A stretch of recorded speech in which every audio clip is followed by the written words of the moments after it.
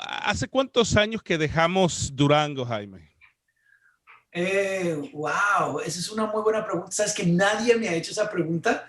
Primera vez. Entonces, vamos a ver si puedo ir a eso. 90 y ¿qué? 97, 1997. Vienen siendo que, wow, 24 años, Dios mío. Ahora, ¿cómo fue que Marcos te invita, o Edgar, no sé quién te invitó para formar parte de los Marcos, maestros?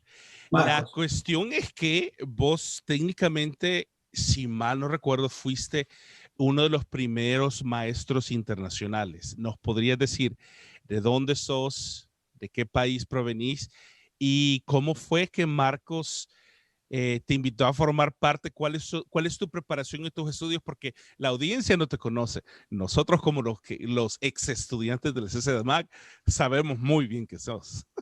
Hola, mi nombre es Jaime Jiménez. No, mira, sobre todo te agradezco por la entrevista. Cuando me mandaste la invitación, literalmente me fui como condorito para atrás. ¡Ah! Que, wow, no, el famoso Eli me está mandando una invitación. Wow, man, claro que sí. Entonces, no, pero de verdad que te recuerdo con mucho cariño. Gracias. Lo que pasó en Durango se queda en Durango. O sea, Es y estoy cierto. jugando. Es Perdón todo parte lo de que... la formación. No, pero estoy jugando. Yo soy colombiano de origen, pero toda mi vida he crecido aquí en los Estados Unidos. Entonces yo conocí a Marcos en el 96, graduándome de la universidad. Este, yo había hecho ciertos trabajos para canción. Había hecho arreglos de cuerdas, había hecho arreglos de canciones, había entregado canciones. Trabajaba muy cerca con Juan Salinas. Entonces, Juan Salinas nos convertimos muy buenos amigos y Juan me presentó una vez con Marcos y Marcos me dijo, wow, man, te necesito en Durango porque todavía el director académico que en ese tiempo estaban hablando con Esteban Vázquez no ha llegado y necesito un director técnico y necesito que seas tú. Y pues después al otro día estoy después, ahora estoy recordando, y al otro día, como a la otra semana, yo ya estaba viajando en carro hacia Durango. Mira esa locura. Terminado de graduarme, ya estaba en un carro y yéndome para Durango. Y ya cuando voy en el carro, yo digo, ¿qué estoy haciendo, man? ¡Qué locura! Una cosa es ir de Durango a Houston. Y en ese tiempo, o sea, eso es like, de Durango a Houston, wow. Y una cosa es de Houston a Durango, que le decíamos Durancho, de mucho cariño. Se me había olvidado, nunca nadie me había recordado de eso. Había solo un Soriana y en el Soriana no había, o sea, un amigo mío que se llamaba Paco Palafox decía, en Durango no hay tentación. Decía así, aquí no se puede pecar. Lo que sí me acuerdo que muchos estudiantes decíamos, gracias a Dios que la gracia y la salvación logró llegar a Durango. Es más, que cuando nosotros llegamos dijimos, gracias Señor, porque los colores ya habían sido tramitados para llegar a Durango. Era, Así que, era fácil vivir en Durango. mira, yo estaba por primera vez fuera del país. Yo lo único pues, a mí me trajeron pequeño a los Estados Unidos y sí había viajado mucho con mi papá, pero era eso de ir a ministrar, llegar a un lugar, a un hotel, ministrar, salir e ir a otro lugar. No era tanto sightseeing. Fuimos a muchos países, pero era más todo ir a ministrar. A Durango ya decido ir a vivir, entonces tomo la decisión, sentí paz en mi corazón de ir y Marcos me dijo, necesito un director académico, quiero que formes esto, quiero hacer una universidad, te acabas de graduar, tú tienes todo el conocimiento y sería interesante que fueras y seas parte. Entonces yo lo tomé como un desafío y también dije, qué lindo que podamos bendecir a muchos jóvenes que vienen de toda Latinoamérica. Y nos fuimos desde Houston, Texas, nos fuimos a Durango. Estuvimos todo un año académico, que vienen siendo 9, 10 meses más o menos. O sea que fue como el cometa. Ahora, Jaime, una pregunta. Hasta este momento yo estoy descubriendo que vos trabajaste con Juan Salinas. ¿Nos podrías decir en qué proyectos de canción trabajaste vos como orquestador o como arreglista? Sí, este proyecto que hicieron en Israel, ¿cómo se llama este proyecto que hicieron en Israel? Que eran 3 cantantes, era Marcos, Danilo y Luis Enrique. No me acuerdo el No me nombre acuerdo bien. del nombre, solo me acuerdo que estaba Pan de Vida es Cristo, que era la Es versión, pan de vida, es sí, Cristo. la versión cristiana de Oye, cómo va mi ritmo. Bueno, en ese hice todos los arreglos de cuerdas, en esa canción, en ese álbum, todos Ok. los arreglos de cuerdas. Hice arreglos para y canciones como Al Rey de los siglos, inmortal, Jaime Murrell, invisible, al único y sabio Dios. Aquí estoy tocando mi piano eh, eh, Virtual.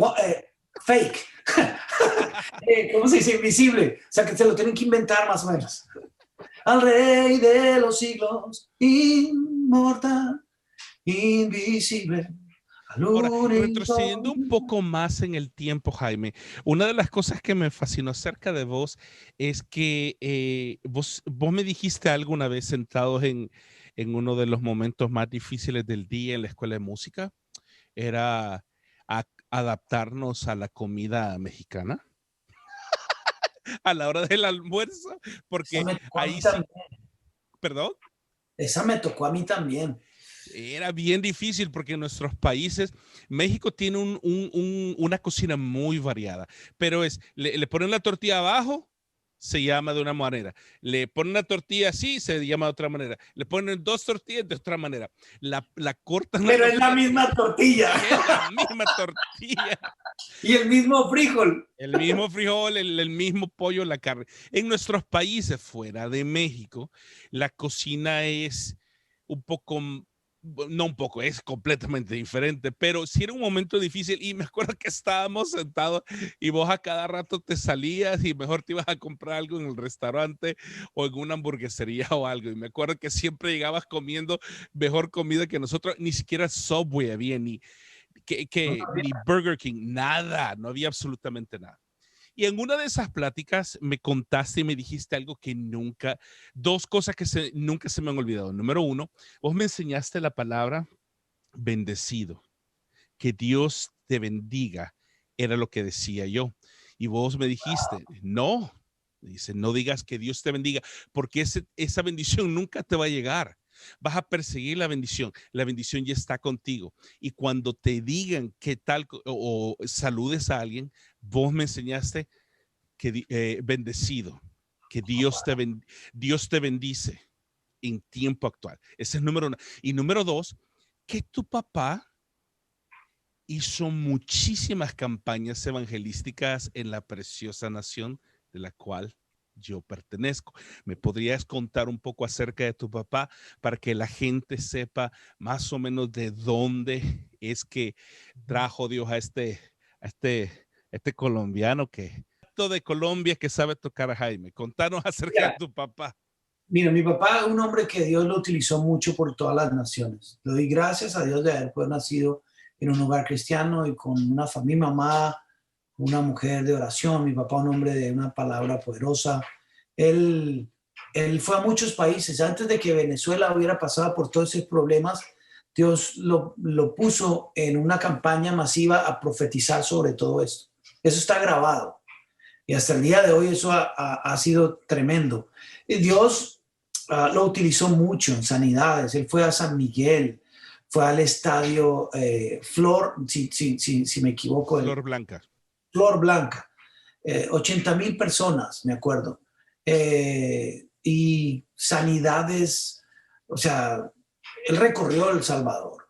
Estuvimos en Soyapango, en una cruzada en Soyapango donde las maras estaban fuertes y en ese tiempo fuimos y se convertían, todas las noches se convertían de a 100 pandilleros. Llegaban con una agenda a hacer algo y se iban transformados. Fue un hombre que por toda Latinoamérica bendijo muchos países y obviamente eso me formó. Era un hombre de punta de lanza. Eh, Te enseñaba esto, de pronto esto que te compartí, él me lo enseñó, lo inculcó en mí.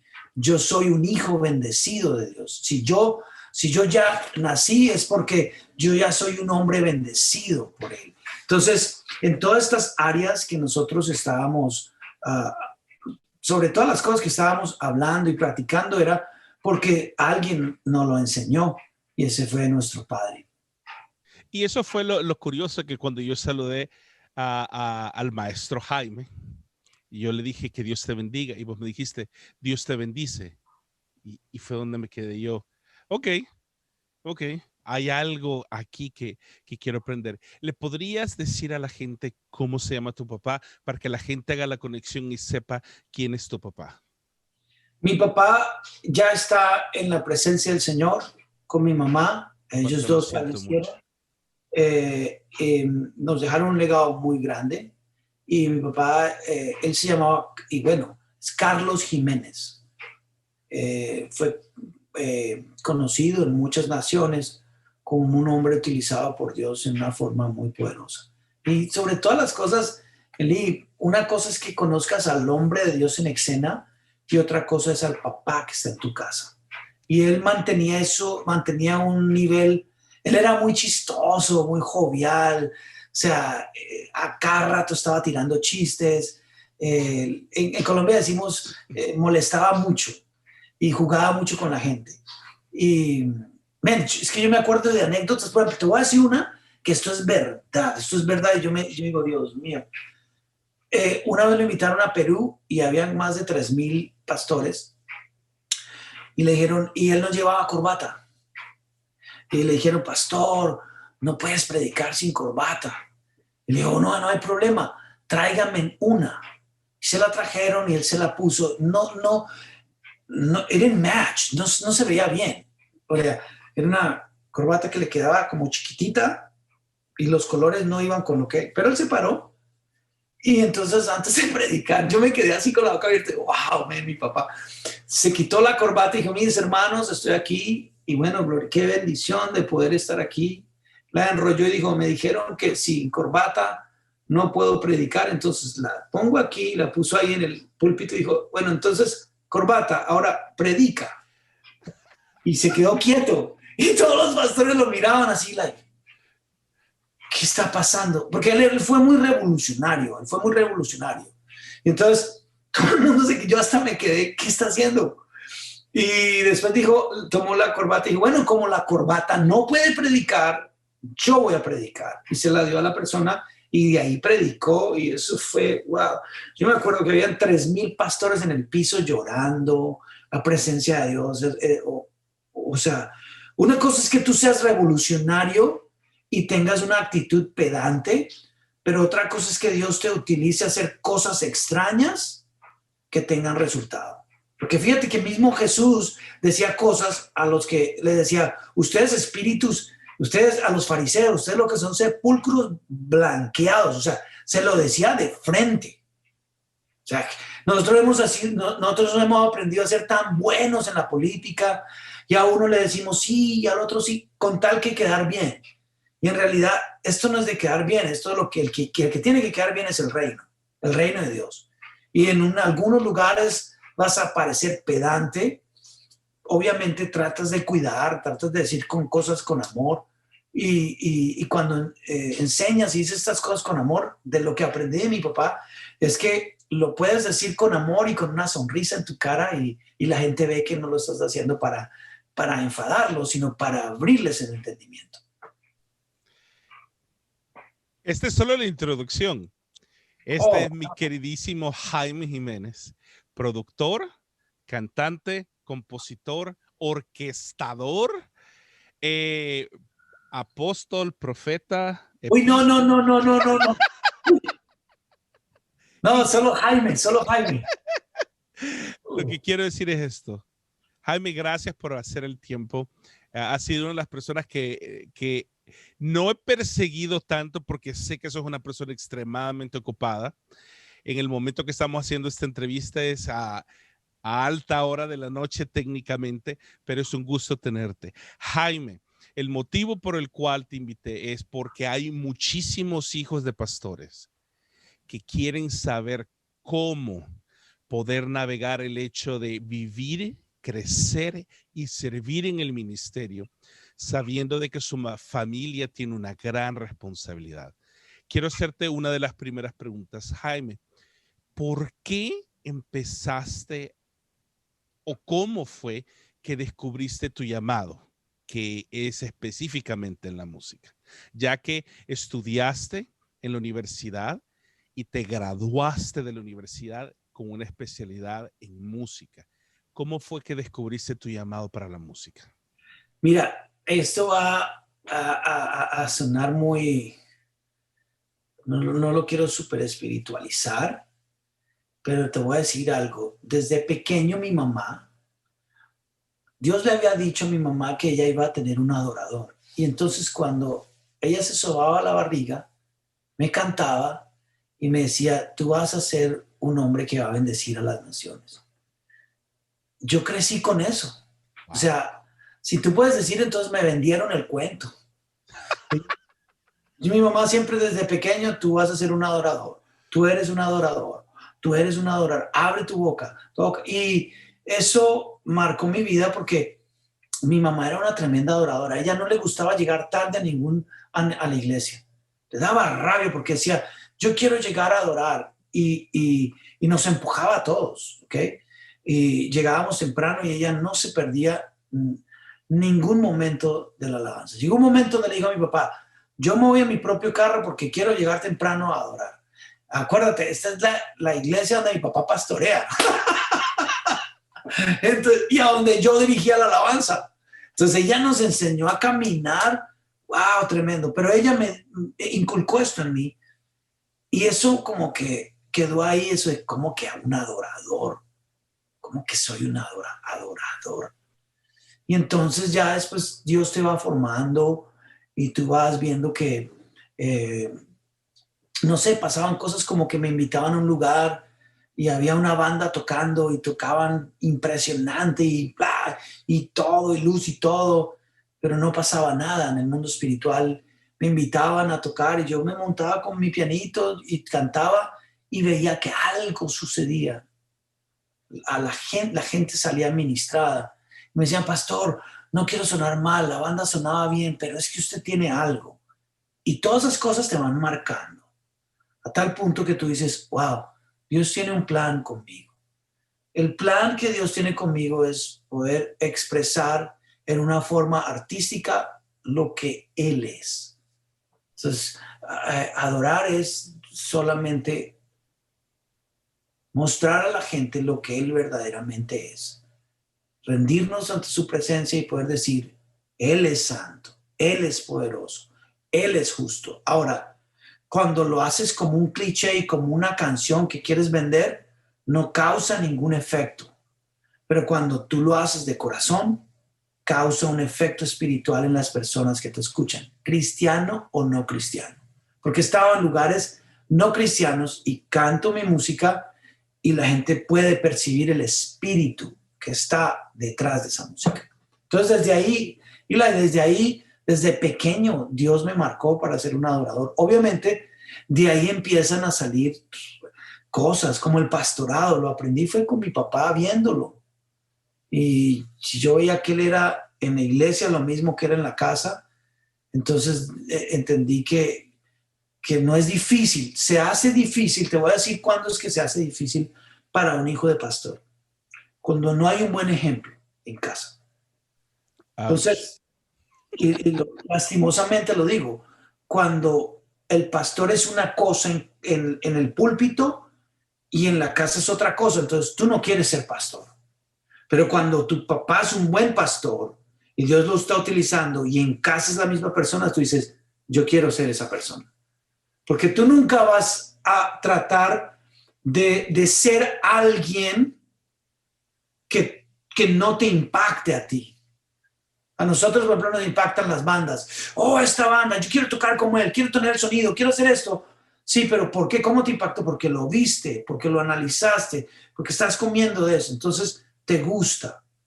Entonces, en la misma forma, yo creo que nosotros tenemos que ahora, nosotros los pastores, tenemos que ser ejemplo para personas que quieran ser y que quieran hacer el ministerio como lo hacemos nosotros. Ser íntegros, somos los que somos enfrente de la gente y fuera de cámaras. Ahora, Jaime, mencionaste algo bien interesante.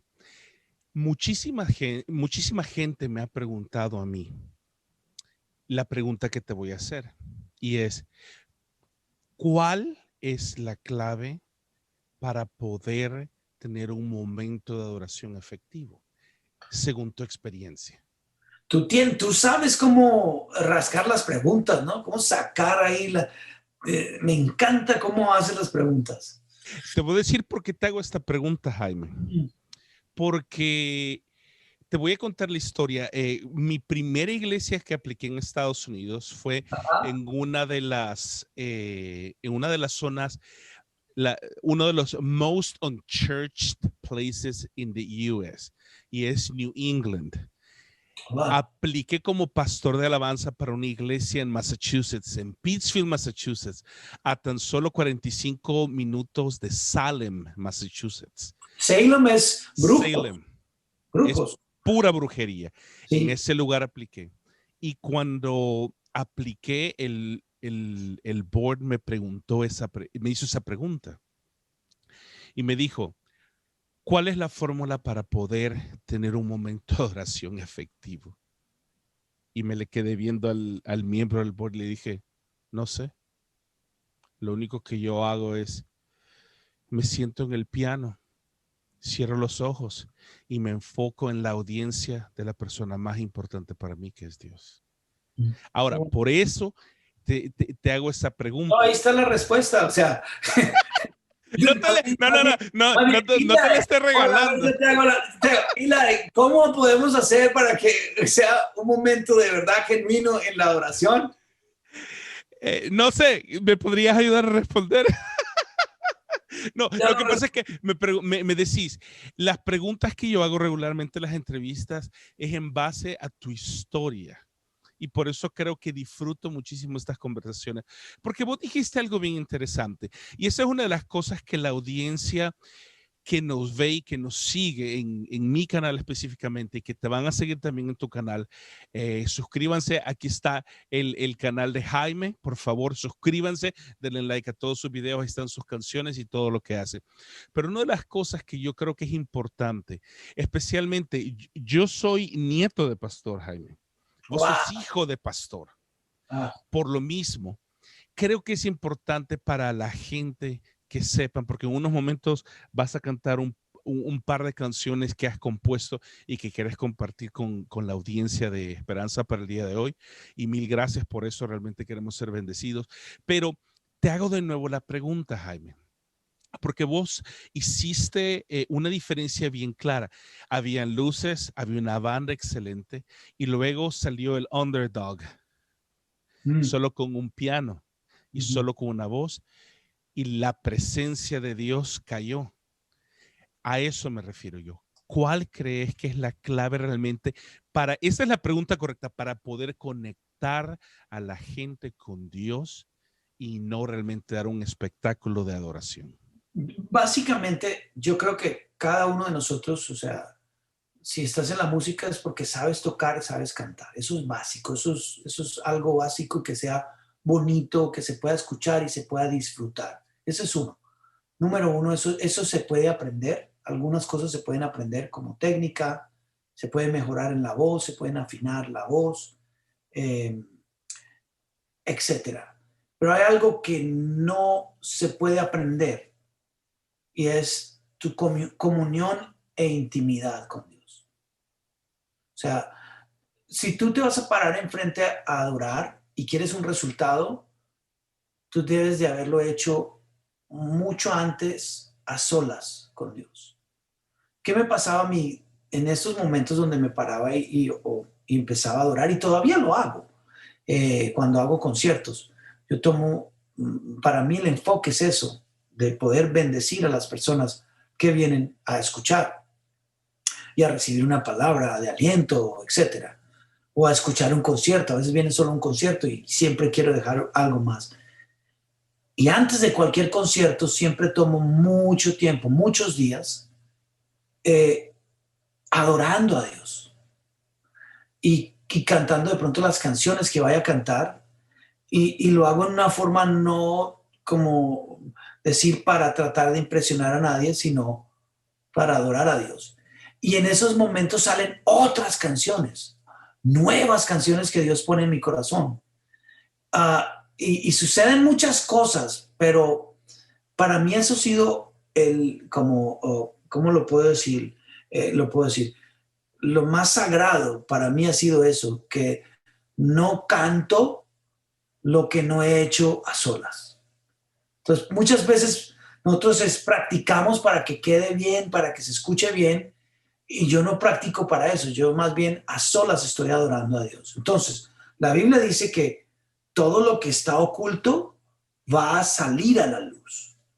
Entonces, si yo me dedico a solo lo técnico, pues lo técnico va a salir. Y obviamente lo tenemos que hacer.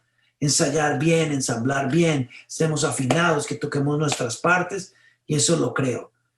Pero si a eso le añades ese tiempo de intimidad, ese tiempo de comunión, y dejas que Él te hable, cuando estés en público va a ocurrir lo mismo, porque es la misma dinámica y va a bendecir a mucha gente, y a veces Dios ahí mismo te va a dar canciones nuevas y vas a poderlas aplicar a personas que ni siquiera te imaginabas que podías bendecir. Entonces eso para mí, eso es lo más lindo, Eli, que yo soy en público lo que soy a solas. David sabía matar gigantes porque mató leones y mató osos. Si no matas osos, si no matas leones, no vas a matar el gigante. Y queremos matar al gigante sin haber pasado por el proceso de los osos y leones. Jaime, ¿todavía te pones nervioso antes de dirigir la alabanza, ya sea un domingo en la mañana en tu iglesia o en un concierto? Sí, pero son unos nervios de una responsabilidad. No es ese nervio que te aturde. O sea, hay que diferenciar eso. Hay un nervio que te aturde, que te tranca. Hay un nervio y ese nervio hay que tratar de echarlo a un lado, porque ese es el nervio de que, ay, ¿y ahora qué? ¿Y cómo era que iba? Y te ahogas. Y tú has visto los mejores músicos ahogados en un vaso de agua.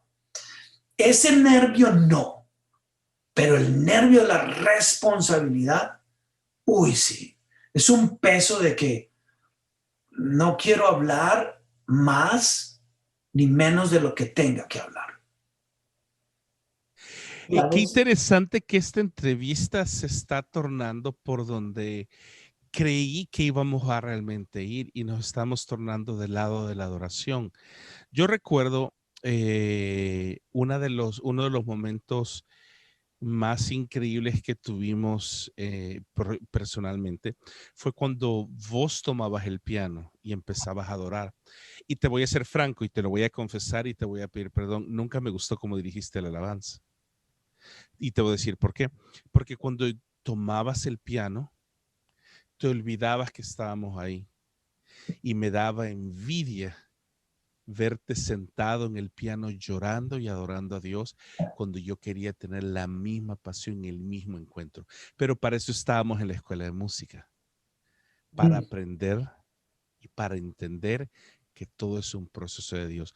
Dentro de todo este proceso, Jaime, de desarrollar un corazón de adorador, ¿cuáles crees que serían las cosas que Dios ha trabajado más fuertemente en tu vida para llevarte de donde estuviste hace 20 años a donde estás en la actualidad? ¿Cuáles crees que son las características? Dios ha trabajado en dos cosas muy fuertes, el ego y la soberbia.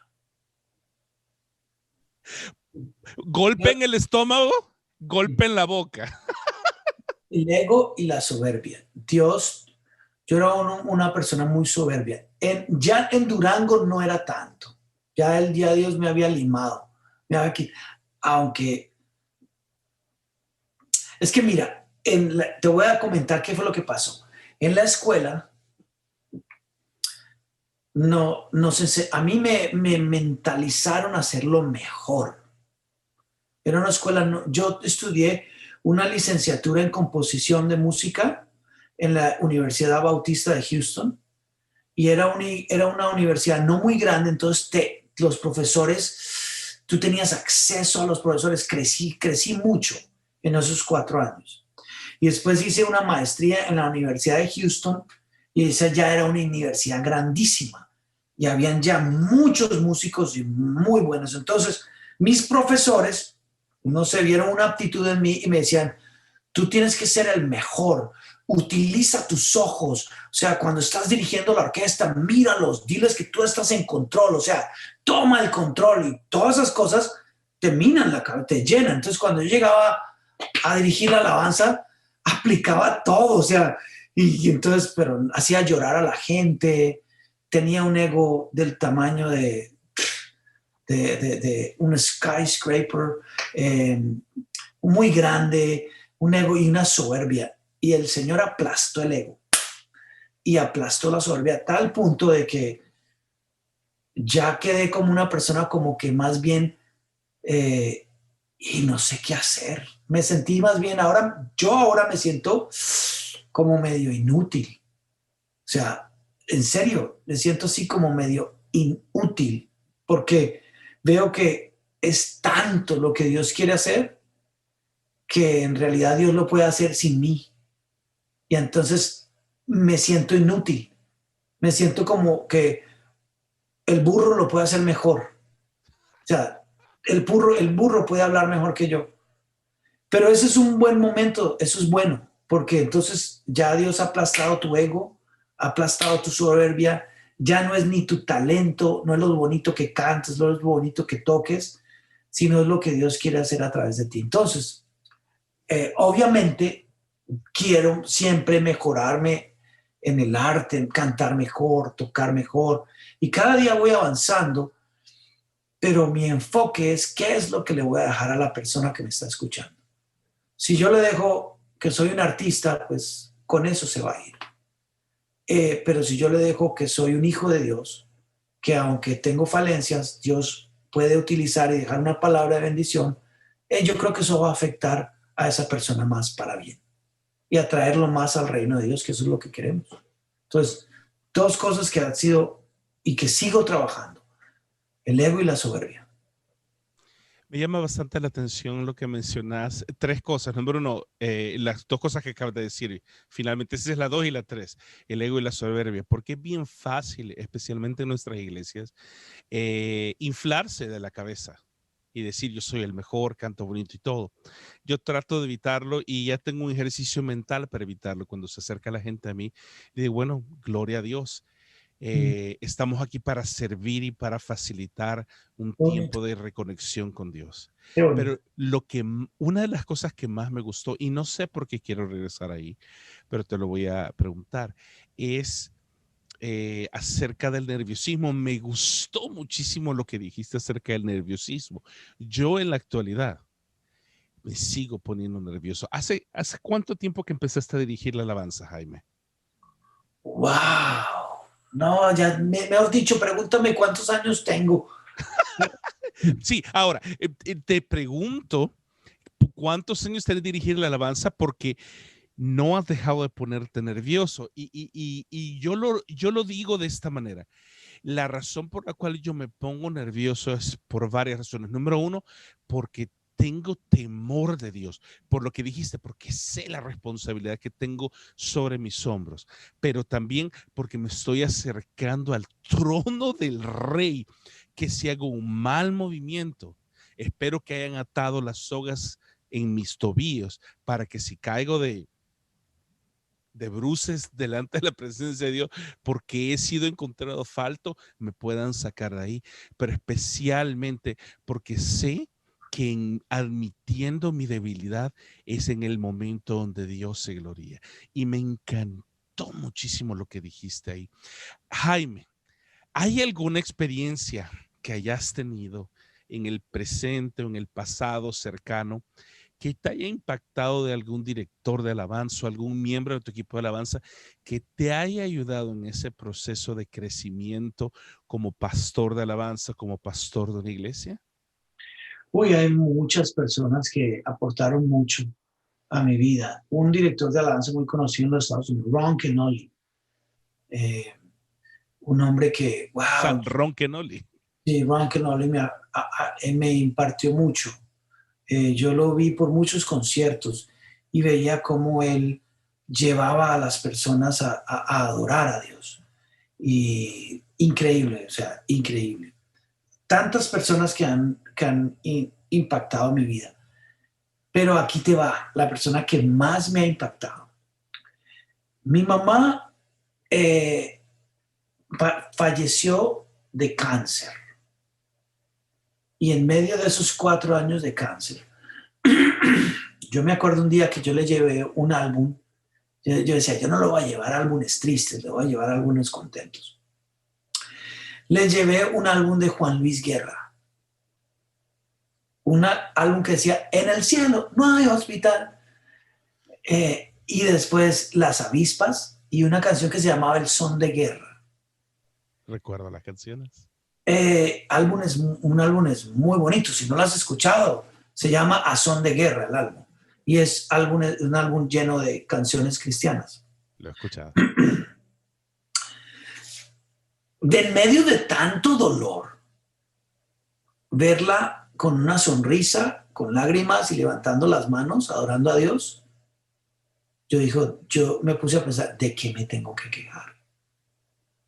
Mm. O sea, si esa persona puede hacer eso en ese momento, mi mamá nunca, Eli, mi mamá nunca se quejó, mi mamá nunca dijo, ¿por qué Dios me has traído esto? 4 años de intenso quimioterapia, 4 años de verla, que su pelo, su cabello lo perdió, y ver esta transformación, y ella ya estaba como en un esqueleto, pero se paraba, y cuando venía esa canción, se paraba y adoraba a Dios, y bailaba, y adoraba, y levantaba sus manos, y yo decía, wow. Yo iba a darle ánimo, y cuando yo salía de ahí, de la casa de mi mamá, yo salía quebrado, te voy a ser honesto, salía a llorar afuera de la casa. Y yo decía, wow, Señor, ¿cómo nosotros no podemos entender que cuando te adoramos, el dolor, todo se va? Yo me acuerdo una vez que llegué y ella estaba con un dolor bravísimo, estaba en el piso. Y yo me tiré en el piso con ella y ella lloraba y yo empecé a orar por ella. Y de un momento a otro pusimos la canción y ella terminó bailando y contenta. Y dice, esa me gusta, en el cielo no hay hospital, a son de guerra. Y ella estaba cantando y yo estaba viendo esto. Entonces yo he visto a mucha gente adorar a Dios. Y he visto a mucha gente profesional que cantan bien, que dirigen bien, pero no me ha afectado tanto como esos momentos, donde vi a mi propia mamá en sus peores momentos adorar a Dios y ver cómo su espíritu mismo se conectaba con el Padre y eran uno. Y en ese momento ahí entiendes que es que Dios no quiere relaciones, Dios quiere comunión. Dios no nos ha llamado a tener una relación, las relaciones se quiebran. Tarde o temprano una relación se va a quebrar, pero la comunión íntima con el Padre nunca se va a romper. Por eso es que no vivimos en estos pactos arónicos. Nosotros vivimos en la gracia del Hijo.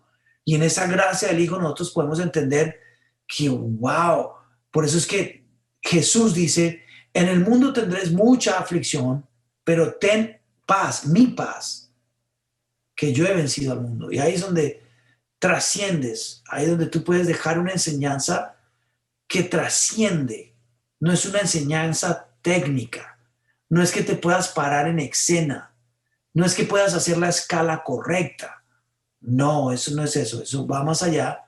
Y puedes hacer la persona más desafinada, pero la persona más efectiva en el reino de Dios.